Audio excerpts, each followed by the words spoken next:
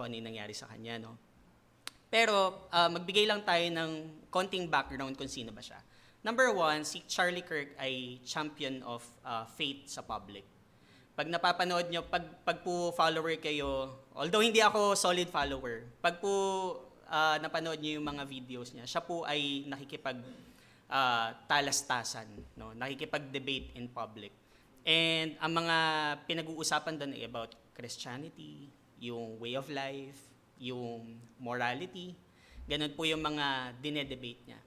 And he consistently spoke about the role of Christianity, kung paano dapat mamuhay ang isang Kristiyano, no? Pangalawa, fearless siya. Fearless siya pagdating sa mga conservative values. So ano-ano 'yon? Yung abortion, ayaw niya nun. Anti-abortion siya. Pinapahalagahan niya yung buhay.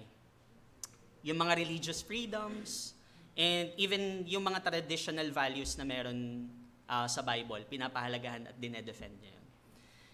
And siguro, isa rin sa gusto kong i-highlight sa kanya is he calls for us na mga Kristiyano to boldly speak for Christ.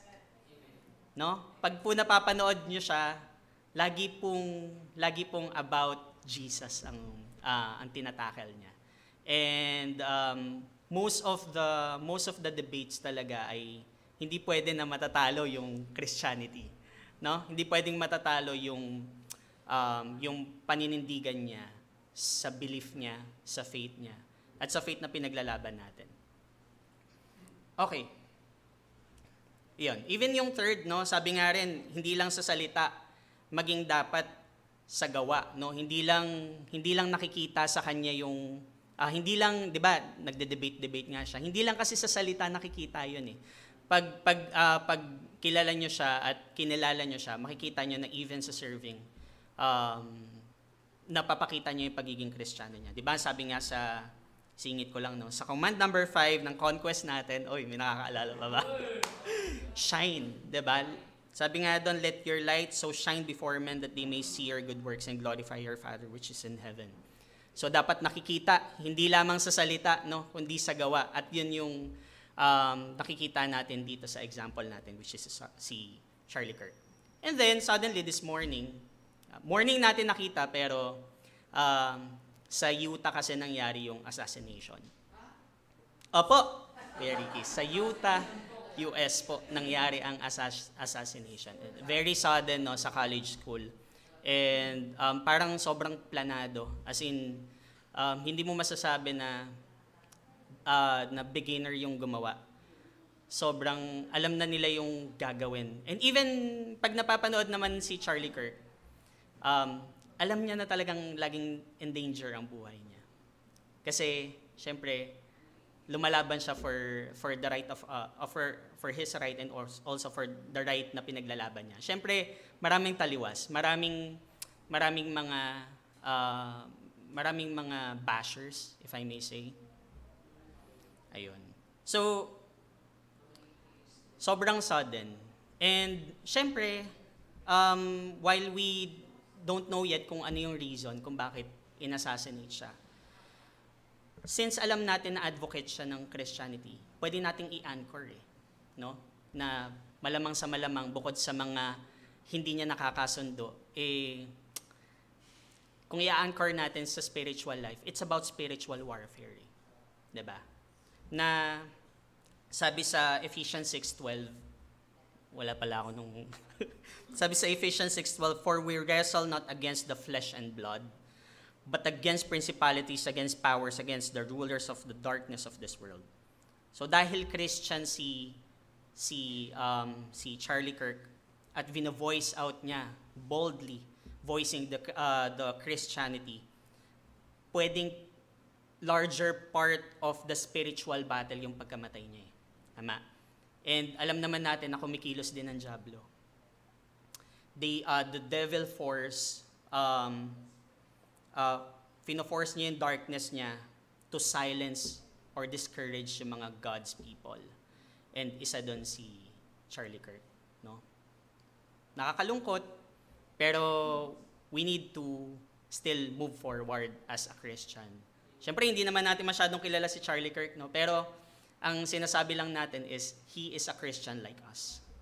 No? And yung pakikipaglaban natin sa spiritual battle, hindi naman din sobrang extreme dito sa Philippines, pero pwede ring mangyari sa atin yung ganon. Nalalagay din sa peligro ang buhay natin.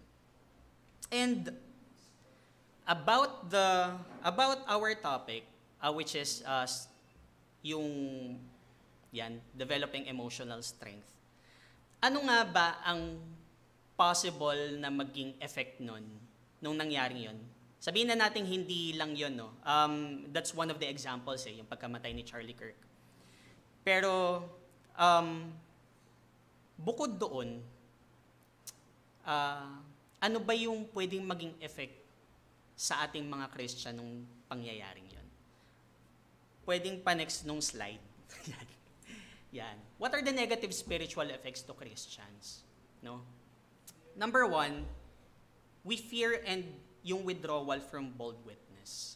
No? Kasi, syempre, tayong mga Kristiyano, lagi nating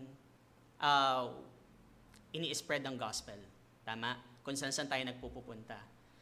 Hindi, sabi ko nga, hindi extreme. Sa ibang bansa, grabe sila magtago. 'Di ba? Pagka i-share ang gospel, hindi kailangang kita. 'Di ba? Kasi pag nakita, pugot ulo. Ganun, 'di ba? Sa atin naman, hindi ganun. Pero may mga pagkakataon din naman na pag tayo ay sinusubok na ng panahon, lalo na kapag halimbawa sa mga pangyayaring yon, pwede kasi na ang ma-instill sa atin is fear. No? Takot tayo na baka mangyari din sa atin yung nangyari sa kanya. And hindi lang kay Charlie Kirk, of course, sa other Christians, di ba? Alam natin kung ano yung mga naging testimony ng ibang mga Christian. For example, yung mga napapatay ng ISIS. Di ba? Sila ay talagang vocal sila pagdating sa Christian life nila.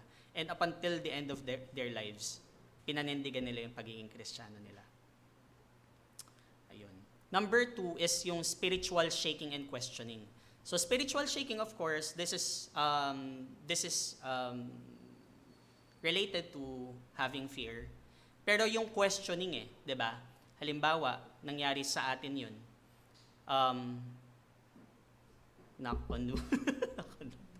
Halimbawa, may mangyari sa buhay sa mga mahal natin sa buhay, no. Darating sa point na ku-questionin mo Bakit, 'di ba? Matatakot ka saka madi-discourage ka. Why would God allow this? Bakit? 'Di ba? May mga kakilala ko na nagdaan sa ganun, mga kaledsi ko na nagdaan sa ganun. And hindi ko rin naman sila masisi. Kasi they are at their weakest point of life. And syempre, you are parang pinaglalaban mo ang Panginoon and then suddenly hindi niya kayang maprotektahan kung ano man yung pinoprotektahan mo sa ngayon, 'di ba? So may mga questions, spiritual shaking and questioning. And yung last is yung loss of motivation to serve. Kapag kasi nawalan tayo, yun nga, i-connect ko rin doon sa number 2. Kapag nawalan tayo ng mga mahal natin sa buhay, or we are spiritually being challenged, somehow nagkakaroon tayo ng disappointments. Pag nawalan ka, yung grieving mo, 'di ba?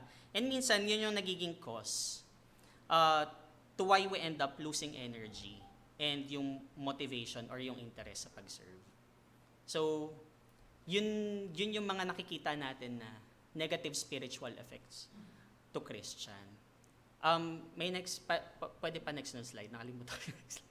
So, ang tanong ngayon, will we let this weakness stop us? Or will we let God turn them into strength so others can still see Jesus in us? 'Di ba? Madali kasing bumitaw. Tama? Pag sinabi nating ayaw na natin, bitaw na, wala na, okay na yan.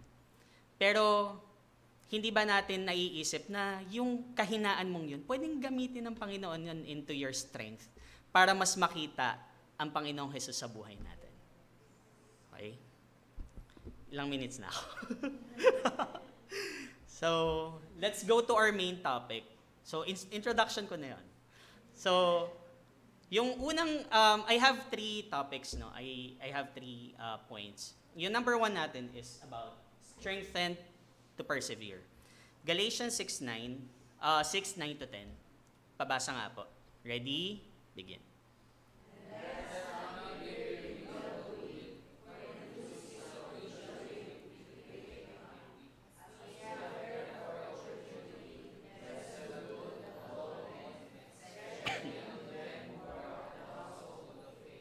Mm-hmm.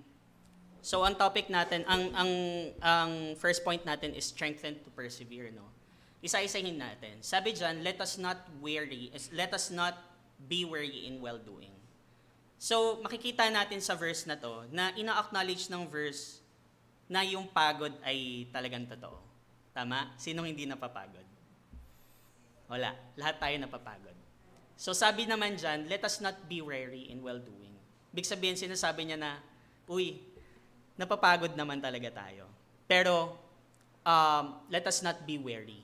No? Huwag tayong mapagod. Ibig sabihin, gusto niya lang sabihin na, totoo naman talaga napapagod tayo. Pero ina-encourage siya tayo na huwag mapagod na gumawa ng mabuti. And then, even this phrase also, sinasabi niya sa atin na huwag kang mapagod, you have to keep going as a believer. No? Dapat nakatuon yung ating goal sa dulo, hindi sa proseso. Okay? Pero of course, the process keeps us moving and keeps us growing. Pero ang ultimate goal natin dapat ay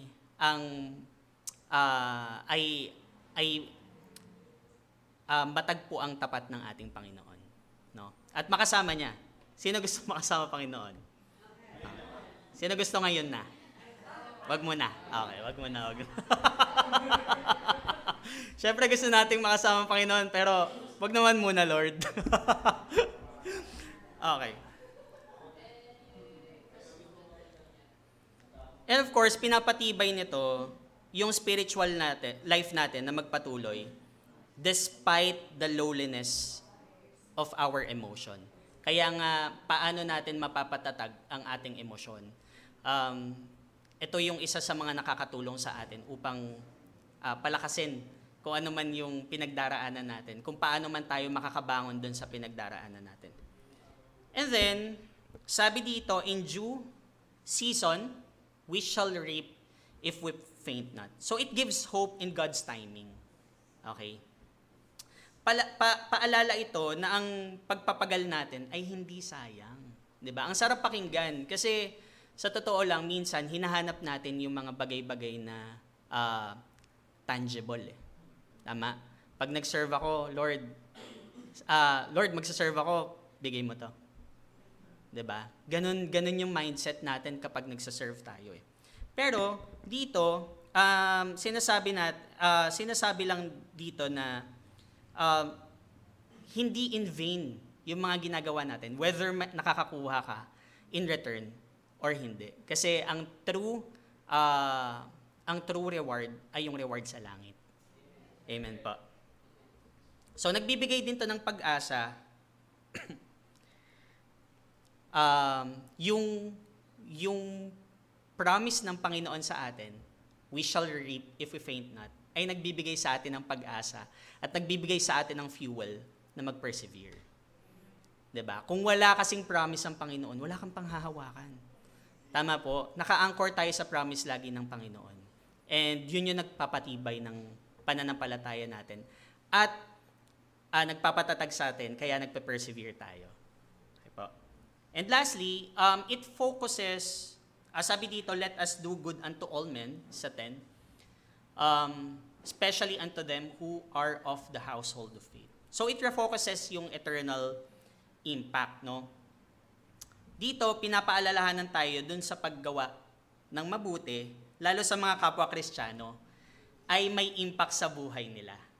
Okay? The more, that's why, ang gusto ng Panginoon, especially unto them who are of the household of faith, dahil sila dapat, kumbaga sa isang family, 'di ba? Sa family natin, kung sino man yung unang may problema, yun yung, kung ang pamilya mo ang unang nagka-problema more than your friends and your loved ones sa labas, syempre ang uunahin mo, yung family mo. 'Di ba? Yun din yung sinasabi ng verse na to. Na dapat, yung household of faith, yung mas, natin, especially those that are on the household, of the household of faith. And then, from there, dahil nagkakaroon tayo ng purpose, kasi nava-validate nava-validate nila na, tinutulungan ko si Joshua sa problem niya. Nagkakaroon ako and nava-validate niya na, because we are both Christians. Mas maganda nga sa mga non-Christians mas makikita nila na, okay, kaya ganito si Joshua, kaya ganito si Kuya Ricky. Kasi, man of God to. 'Di ba? And since nava-validate yun sa atin, nagkakaroon tayo ngayon ng purpose. Ito ang purpose ko. To serve others. To be selfless. And nagbibigay yun ng emotional and spiritual strength sa atin para magpatuloy. No? Ayun po. So, yun po yung una natin, strengthen to persevere. Yung next point po natin is strengthen to show compassion. Sabi po sa Galatians 5:13, "For brethren, ye have been called unto liberty. Only use not liberty for an occasion to the flesh, but by love serve one another." So again, himay-himayin po natin. No? Sabi po ni Paul dito, "Ye have been called unto liberty." So si Paul, pinapaalalahanan niya tayo na tayo ay free from sin. Okay? Dahil may liberty tayo. We are free from condemnation. And we are free to be needing to prove ourselves by work. Okay? Tayo ay wala na doon. Tayo ay may freedom na sa mga ganong aspeto. And yung freedom na yon ay magiging simula ng point for compassion. Okay po? We are not serving to earn God's favor because we already have it.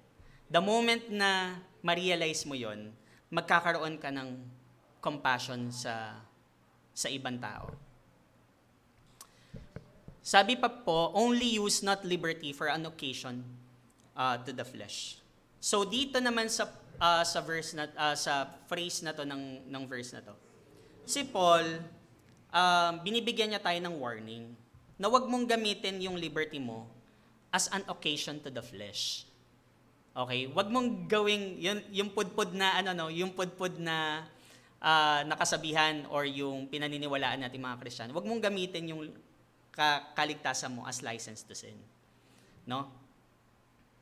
Meaning, dito sa sinasabi ni Paul, wag daw nating gamitin yung grace para maging excuse sa pagiging selfish natin, sa pride natin, and yung sa bitterness yung sa pagiging bitter natin. Kapag kasi spiritually weak tayo,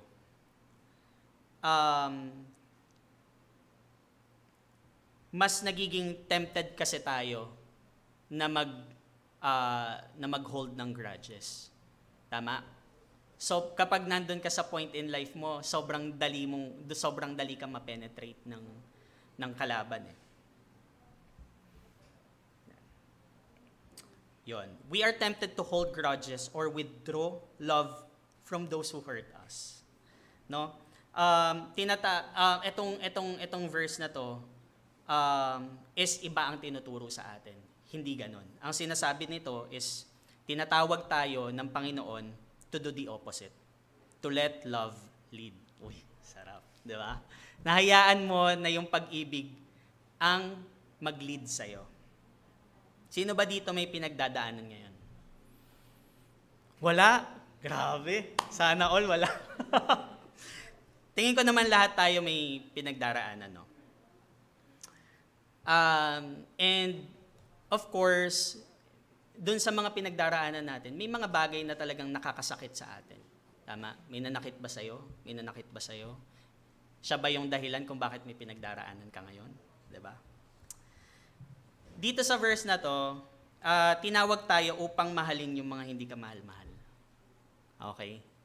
And tinuturuan din tayo nito na magpatawad at ipakita yung compassion towards others and yung liberty na binibigay sa atin ng Panginoon is para magamit natin yung liberty na yon para magmahal at para magmahal at mag-serve to one another, and hindi siya gawing license para mas lalo pa tayong gumawa ng mali. Okay po? Sabi dito, but by love serve one another. Clear naman yung solution ni Paul, 'di ba? By love serve one another. Ito kasi yung visible proof na kapag kay Kristo ka, meron kang compassion. Tama? Dapat ine-exercise natin yun as Christian. Dapat mas makakitaan tayo ng kabutihan more than doon sa mga worldly attitudes. 'Di ba? Kasi mas lalong mako-question sino ba ang dinadala natin. Dinadala natin ang pangalan ng Panginoon. 'Di ba? Sabi nga sa conquest number 5. sa shine ulit pupunta. 'Di ba? So, ayun. So, dapat makakitaan tayo ng magandang testimony. And with that kind of a good testimony, naka-anchor dun yung compassion. No? We are strengthened by God to show compassion to others. So, kapag may compassion ka, nabibreak dun yung cycle yung pagiging bitter mo, yung pagiging mainitin ang ulo mo, 'di ba? If you know that you have the compassion, mas mangingibabaw yung pagmamahal. Okay? And yun din yung nagre-restore sa emotional strength natin. And yun nagre-renew sa atin na ma-motivate na mamuhay sa pananampalataya. Amen po. Next and last point is strengthen to choose joy. Sige po, kayo naman po ulit.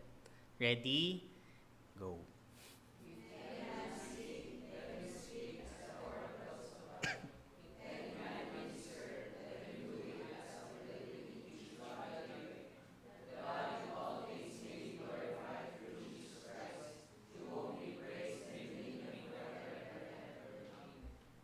So tayo ay pinalakas para piliin ang kasiyahan, ang kaligayahan. No? So isa-isahin ulit natin. If any man speak, let him speak as the oracle of God. If any man minister, let him do it as the ability which God giveth. So si Peter, nire-remind tayong mga believers na yung act of service natin ay hindi nakadepende sa ability natin. It's always on God's ability. Okay? Hindi pwede nakakayanin mo mag-isa. Lalo kung Kristiyano ka. Hindi mali ang konsepto na it's your own power. It's your own strength. We are always dependent to God's strength. Even paggising mo kanina, dumilat ka, nakahinga ka, hindi mo own strength yun. It's God's grace. It's God's strength na binestow sa atin. Kasi, dito sa verse na binasa natin, when we are spiritually weak, syempre nakakaramdam tayo ng pagod, frustrated tayo, and even nade-discourage tayo sa pagsiserve. Meron po ba sa atin na talagang palong-palo mag-serve? Minsan po, di ba, dumarating sa moment na pagod, nakakapagod. Parang ayoko munang umattend ng service. Or nakakapagod, buong maghapon sa church, uuwi na ako, di na ako mag-afternoon. Nangyayari pala yun sa akin. Diba? Self-reflection talaga siya. So, this verse reminds us na yung abilities natin ay hindi nagre-rely sa emotional energy natin. We are talking about emotional strength. So, kasi kapag in-anchor natin yung kalakasan natin sa emotion natin, mag-fail tayo. magfe-fail at magfe-fail tayo. Sinasabi nga natin na kapag napakunahan ka ng emosyon mo, kung ano-ano na yung mga mangyayari, di ba? May ganun tayong kasabihan. Pero, ang sinasabi natin, hindi naka-anchor sa emotional yung mga decisions natin, yung mga ginagawa natin para sa Panginoon, di ba? We are empowered by God Himself. Yung next po dyan is that God in all things may be glorified through Jesus Christ. So, yung focus ng glory ay nasa Panginoon at wala sa atin. Diba? That God in all things may be glorified through Jesus Christ. So, yung ultimate goal talaga natin dito, to why we choose joy, is to glorify God and not to get recognition. Ako, sa totoo lang, minsan, syempre, palong-palo din ako, di ba, pag mga kumakanta, mga special numbers, sige ako, ganyan. Minsan, napapaisip ako, Lord, tama pa ba yung puso ko? Kasi, minsan napapaisip ako kung kumakanta ba ako para sa tao o para sa Kanya. Di ba? And it drives me emotionally. Kasi, siguro doon sa part na yon, nagiging emotionally weak ako. Kasi hindi ko nare-realize na hindi ako nare-remind na para sa Panginoon to. Hindi to para sa akin. 'Di ba? Sabi nga nila hindi kahit pangit yung wala ka sa tono, ganyan, kumanta ka lang. Para sa Panginoon, alam ng Panginoon 'yan. 'Di ba? Sino po kakanta dito kahit wala sa tono? Pero ang sinasabi po natin dito na our ultimate goal is to glorify God, no? Hindi para kumuha ng recognition, no? Lalo yung mga talentado, madaling mabago yung pag-iisip nila, lalo kung nakakarinig sila ng recognition. Ako, aminado ko, humina yung pananampalataya ko dun sa part, yung faith ko sa part na yun. Kasi dati nung sobrang way back 2015, Kuya Abel, tama ba? Oo. Una po rin. Way back 2015, talagang every time na makaka-receive ako ng, galing mo kumanta. Hindi po. Panginoon po yun. Ganun ako. Pero ngayon parang, salamat po. Kasi parang, yung recognition, kinukuha ko. Tapos, marirealize ko, marirealize ko pag nagpe-pray ako, Lord, mali po ata yung puso ko. Pasensya na po. I'll give back all the glory to you. So, we choose to glorify God. We choose. The goal is to glorify God and not to get recognition. Choosing joy in service means shifting our focus from yung paano, kaya ko ba? To paano ko ba mag-glorify ang Panginoon sa pamamagitan nito. Kasi kapag nagkaroon ka ng spiritual joy, yung takot na tumayo, na nai-strengthen ka na hindi maisip yun eh. Ang laging maiisip mo, paano ko ba mag-glorify ang Panginoon sa pamamagitan nito? Yung ganong perspective, tinatransform niya yung burden natin into joyful privilege. Dahil nga, hindi na siya about sa atin. It's about God. Laging sa Kanya na nakatuon yung ginagawa natin. That's why merong kaligayahan sa puso natin. And then, lastly, to whom be praise and dominion forever and ever. Amen.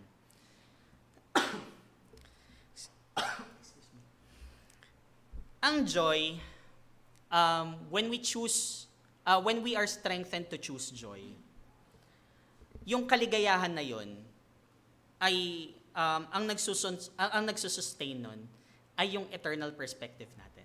Kaya sabi nga natin, wag mong ituon sa proseso, ituon mo sa goal. Ituon mo sa eternal perspective. Bakit mo ba ginagawa yung mga bagay na to? 'Di ba? Bakit ka nagpapagal? 'Di ba? Kaya nga lagi nating binabalikan yung verse na hindi in vain yung mga ginagawa natin. Kasi kung in vain lahat to, bakit pa natin to ginagawa? 'Di ba? Kung babalikan natin ulit yung mga verse sa Bible, kung hindi pala talaga nabuhay ang Panginoon, ano pa yung pinaglalaban natin ngayon? 'Di ba? So, yung ganitong perspective, yung ganitong yung ganitong meron tayong eternal perspective, nasusustain niya yung kaligayahan natin. At yung kaligayahan na meron tayo ngayon, mas lalo pa siyang napapatatag when we see na yung ginagawa natin ay may eternal impact. Tama po. Again, babalik tayo dun sa pinag-usapan natin kanina na may reward eh. May reward. Hindi man ngayon, pero bibigyan tayo ng reward ng Panginoon sa langit. So yung ganong mindset, nagbibigay sa atin ng kaligayahan. At yung kaligayahan na yon, yung nagpapatatag sa atin.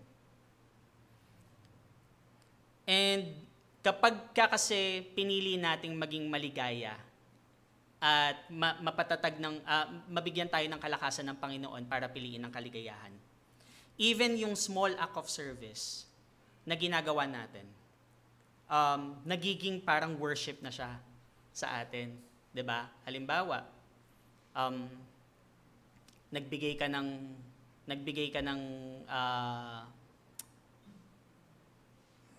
ng pagkain sa nagugutom, 'di ba? Hindi mo iisipin 'yon as para para mabigyan ako ng kaligayahan. Hindi eh. Parang ang binibigay na sa atin nun is ang mindset natin is para sa Panginoon, kaya ako ginagawa 'to. So even doon sa maliliit na mga bagay na ginagawa natin, nagsiserve siya as worship na sa Panginoon, act of service for God. And yun yung nagpapatatag sa atin na napiliin yung kaligayahan.